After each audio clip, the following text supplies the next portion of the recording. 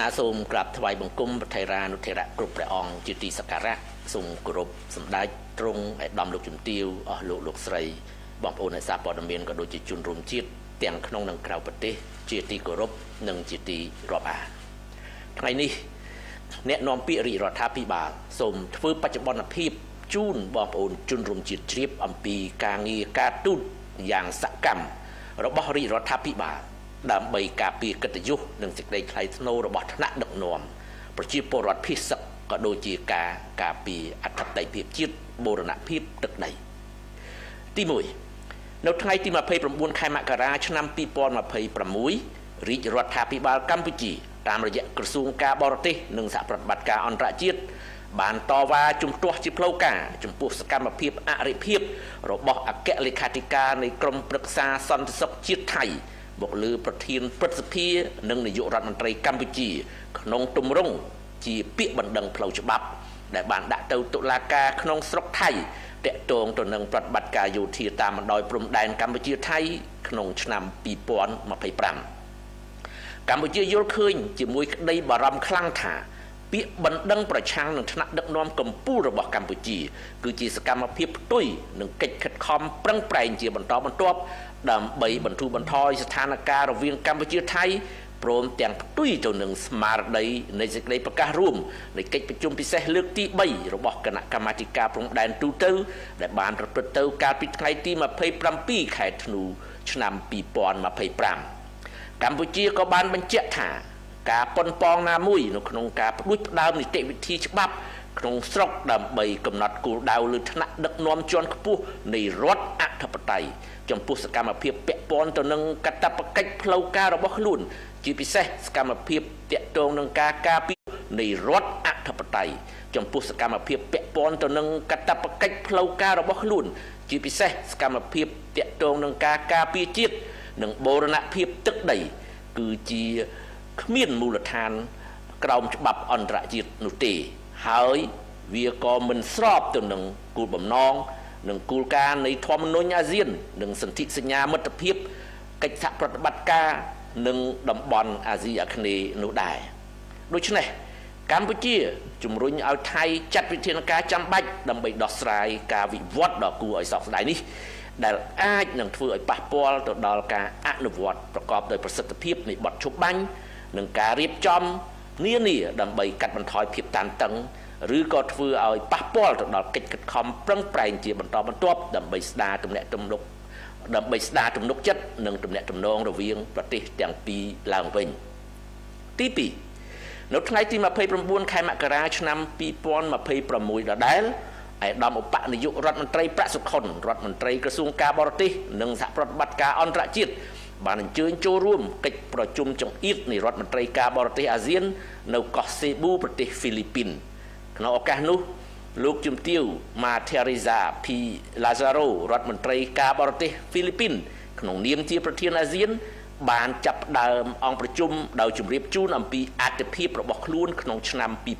2026និងបានសង្កត់ធ្ងន់ទៅលើការជំរុញឲ្យអាស៊ានដោះស្រាយបញ្ហាប្រឈមក្នុងពេលបច្ចុប្បន្នក៏ដូចជាបញ្ហាប្រឈមថ្មីដែលកំពុងកើតឡើងដើម្បីកសាងសហគមន៍អាស៊ានមួយប្រកបដោយនិរន្តរភាពនិងភាពធន់ដែលស្របទៅនឹងមូលបត់ដំណើរឆ្ពោះទៅកាន់អនាគតរួមគ្នាកិច្ចប្រជុំនេះក៏បានពិភាក្សាបន្តអំពីវឌ្ឍនភាពនៃកិច្ចប្រជុំពិសេសរដ្ឋមន្ត្រីការបរទេសអាស៊ានស្ដីពីស្ថានភាពបច្ចុប្បន្នរវាងកម្ពុជាថៃកាលពីថ្ងៃ22ខែធ្នូឆ្នាំ2025នៅទីក្រុងគូឡាឡាំពូប្រទេសម៉ាឡេស៊ីកម្ពុជាក៏បានបញ្ជាក់សារជាថ្មីពីការបដិញ្ញាចិត្តយ៉ាងមោះមុតក្នុងការដោះស្រាយបញ្ហានានាដោយសន្តិវិធីស្របតាមច្បាប់អន្តរជាតិសន្ធិសញ្ញានិងកិច្ចព្រមព្រៀងដែលមានស្រាប់ដើម្បីធានាបាននូវសន្តិភាពនិងស្ថិរភាពនៅក្នុងតំបន់ទី3កាលពីថ្ងៃទី26ខែមករាឆ្នាំ2026គណៈកម្មាធិការសិទ្ធិមនុស្សកម្ពុជាក៏បានសរសេរលិខិតទៅលោកស្រីប៉ូឡាហ្គាវរីយ៉ាបេតាំងគួរអ្នករាយការណ៍ពិសេសអង្គការសហប្រជាជាតិទទួលបន្ទុកសិទ្ធិជនភៀសសឹកក្នុងប្រទេសដែលមានមូលដ្ឋាននៅទីក្រុងហ្សឺណែវប្រទេសស្វីសចំពោះករណីរំលោភសិទ្ធិជនភៀសសឹកកម្ពុជាយ៉ាងធ្ងន់ធ្ងរពីសំណាក់យោធាថៃ ដែលបានធ្វើឲ្យជនភៀសសឹកកម្ពុជាក្លាយជាជនគ្មានផ្ទះសម្បែងនិងរងគ្រោះចំពោះការបណ្ដេញចេញតាមទំនឹងចិត្តដោយរំលោភកិច្ចព្រមព្រៀងថៃដែលបានធ្វើឲ្យជនភៀសសឹកកម្ពុជាក្លាយជាជនគ្មានផ្ទះសម្បែងនិងរងគ្រោះចំពោះការបណ្ដេញចេញតាមទំនឹងចិត្តដោយរំលោភកិច្ចព្រមព្រៀងឈប់បាញ់នៅក្នុងលិខិតបណ្ដឹងនោះគណៈកម្មាធិការសិទ្ធិមនុស្សកម្ពុជាបានស្នើឲ្យអ្នករាយការណ៍ពិសេសអង្គការសហប្រជាជាតិពិនិត្យនិងដោះស្រាយជាបន្ទាន់នៅស្ថានភាពជនភៀសសឹកកម្ពុជាដែលបង្កឡើងដោយសកម្មភាពយោធាថៃនិងស្នើឲ្យចេញសេចក្តីជូនដំណឹងជាបន្ទាន់ទៅរដ្ឋាភិបាលថៃក៏ដូចជាធ្វើទំនាក់ទំនងជាមួយនឹងគ្រប់យន្តការអង្គការសហប្រជាជាតិពាក់ព័ន្ធទៅនឹងការអំពាវនាវឲ្យបញ្ឈប់ជាបន្ទាន់ចំពោះសកម្មភាពទាំងឡាយណាដែលរារាំងការវិលត្រឡប់របស់ជនភៀសសឹកកម្ពុជាទៅកាន់លំនៅឋានវិញដោយសុវត្ថិភាពដោយសេចក្តីថ្លៃថ្នូរហើយនឹងជំរុញឲ្យប្រទេសថៃផ្ដល់នូវការជួសជុលការខូចខាតនានាដល់ជនរងគ្រោះកម្ពុជាដូចជាការផ្ដល់ជាសំណងការធានាមិនឲ្យករណីបែបនេះកើតឡើងជាថ្មីទៀតជាដើមសូមរំលឹកជូនថាក្នុងអំឡុងពេល6ខែចុងក្រោយក្រសួងនិងស្ថាប័ននានារបស់រាជរដ្ឋាភិបាលបានចេញសេចក្តីប្រកាសព័ត៌មានកំណត់ទូតតវ៉ាសេចក្តីថ្លែងការណ៍ញត្តិកោតទោសនិងលិខិតបកស្រាយបំភ្លឺផ្សេងគ្រប់ទម្រង់សរុបចំនួន700លើកនិងការឆ្លើយតបក៏ដូចជាការបញ្ជាក់ពីជំហររបស់កម្ពុជាដោយផ្ទាល់មាត់តាមរយៈការរៀបចំធ្វើបច្ចុប្បន្នភាព press briefing របស់អ្នកនាំពាក្យជាប្រចាំថ្ងៃចំនួន200លើកក្រៅពីនោះក៏មានការធ្វើបទបង្ហាញឬដឹកនាំអង្គទូតតំណាងអង្គការអន្តរជាតិអ្នកសង្កេតការអាស៊ាន AOT និងសម្របសម្រួលឲ្យអ្នកសារព័ត៌មានជាតិនិងអន្តរជាតិបានទៅមើលស្ថានភាពជាក់ស្ដែងនៅតាមព្រំដែនជាច្រើនលើកទៀតសកម្មភាពអស់ទាំងនេះបានបង្ហាញពីការយកចិត្តទុកដាក់ខ្ពស់និងគ្រប់ជ្រុងជ្រោយរបស់រាជរដ្ឋាភិបាលក្នុងការការពារកិត្តិយសសេចក្តីថ្លៃថ្នូររបស់ថ្នាក់ដឹកនាំប្រជាពលរដ្ឋនិងជាពិសេសការការពារបូរណភាពទឹកដីរបស់ខ្លួនយ៉ាងម៉ឺងម៉ាត់បំផុតអ្នកនាំពាក្យរាជរដ្ឋាភិបាលសូមបញ្ជាក់ជូនជាថ្មីថាកម្ពុជាប្រកាន់ជំហរដាច់ខាតនៅក្នុងការការពារខ្សែព្រំដែនអន្តរជាតិកម្ពុជាថៃដែលបន្សល់ទុកដោយគណៈកម្មការព្រំដែនឥណ្ឌូចិនសៀម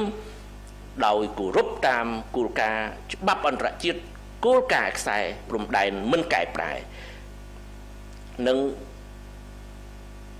គោរពអនុសញ្ញាសន្ធិសញ្ញាបារាំងសៀមផែនទីដែលកំណត់ហេតុបោះបង្គោលព្រំដែនរបស់គណៈកម្មការបោះបង្គោលព្រំដែនឥណ្ឌូចិនសៀមព្រមទាំងកិច្ចព្រមព្រៀងនិងឯកសារពាក់ព័ន្ធនានាដែលភាគីទាំងពីរបានឯកភាពគ្នានារយៈពេលកន្លងមក